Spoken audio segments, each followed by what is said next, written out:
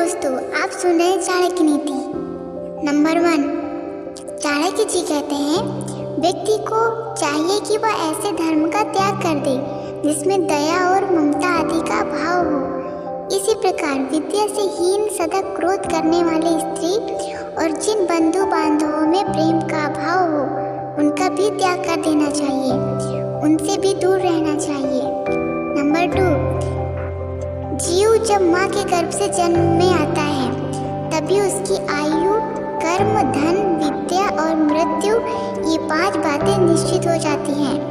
Number 3, जब तक यह शरीर स्वस्थ तथा निरोग है और जब तक मृत्यु नहीं आती तब तक व्यक्ति को अपने कल्याण के लिए धर्मयुक्त आचरण अर्थात पुण्य कर्म करने चाहिए, क्योंकि कर्म करने और कराने का संबंध जीवन के साथ ही है। जब मृत्यु हो जाएगी उस समय वह कुछ भी करने में असमर्थ हो जाएगा, अर्थात कुछ भी कर नहीं सकेगा।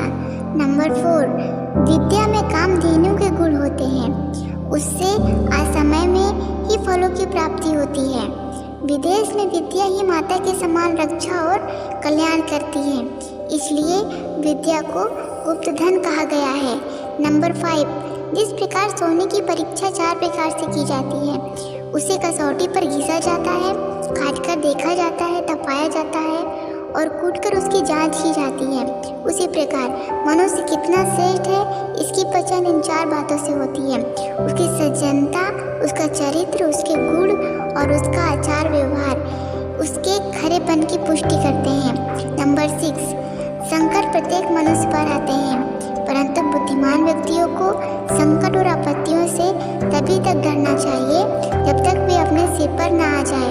संकट और दुख आने पर तो व्यक्ति को अपनी पूरी शक्ति से उन्हें दूर करने का प्रयत्न करना चाहिए। नंबर 7, एक ही माता के पेट से और एक ही नक्षत्र में उत्पन्न हुए बालक का गुण, कर्म और स्वभाव में एक समान नहीं होते। नंबर 8, आलस के कारण विद्या नष्ट हो जाती है, दूसरे हाथ में गई स्त्रियां नष्ट हो जाती हैं, कम बीज डालने से खेत बेकार हो जाता है और सेनापति के मारे जाने से सेना नष्ट हो जाती है। नंबर 9, विद्या की प्राप्ति निरंतर अभ्यास से होती है, अभ्यास से ही विद्या फलवती होती है, अति उत्तम होती है और स्वभाव से ही कुल का गौरव और यश स्थिर रहता है। श्रेष्ठ पुरुष की पहचान सद्गुणों से होती है और मनुष्य की आंखें देखकर क्रोध का ज्ञान हो जाता है। नंबर 10, धर्म से धन की रक्षा की जाती है, विद्या योग के द्वारा बचाया जा सकता है, मधुरता के कारण राजा को बचाया जा सकता